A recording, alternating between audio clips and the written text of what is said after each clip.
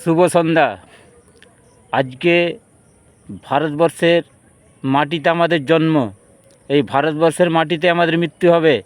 আমরা 5 ওয়াক্ত এই মাটিতে সেজদা করেছি, কপাল ঠুকেছি। এই মাটি আমাদের সাক্ষী থাকবে। যতই আপনারা চেষ্টা করুন যে এইখান দিয়ে তাড়াবো, এইখান দিয়ে থাকতে দেবো নি, কিন্তু এই মাটি এখানে মুসলমানদেরকে ভালোবেসেছে।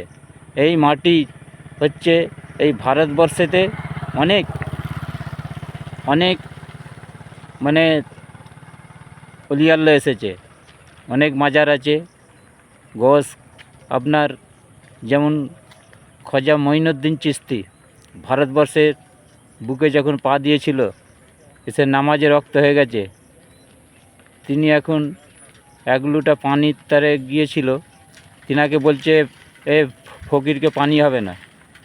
তখন বলেছিল, বাবা আমি তো বেশি পানি নেব, 1 লুটা পানি নেবো। অনেকের মধ্যে ভালো মন্দ সবাই আছে, বলে ঠিক আছে 1 লুটা পানি নেবে তো, ব্যাস কুদরতি ক্যারিজমা দেখিয়ে দিল, 1 লুটা পানিতে পুরো অনাসাগরকে শুকিয়ে দিল। তো ভাই, মুসলমানদের ইমান হচ্ছে পাহাড়, মুসলমানদের ইমান হচ্ছে পাহাড়। এই পাহাড়কে কোনো দিন ভাঙতে পারবে না। তো যতই চেষ্টা করে মুসলমানকে ভারতবর্ষ থেকে তাড়াতে পারবে না। সংবিধান অধিকার সবাইকে দিয়ে গেছে।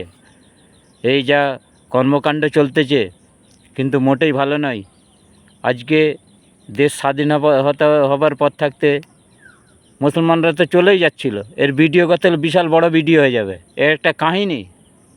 কিন্তু এইটাকে ভিডিওটা ক্যান্সেল করে সেই মূল স্রোতে আমি ফিরে যাব। ঠিক আছে, আমি ভিডিওটাই ক্যান্সেল করলাম। ভিডিওটা আরেকটা অন্য ভিডিও বানাবো। ভিডিওটা জানা বা শোনার দরকার আছে। ধন্যবাদ।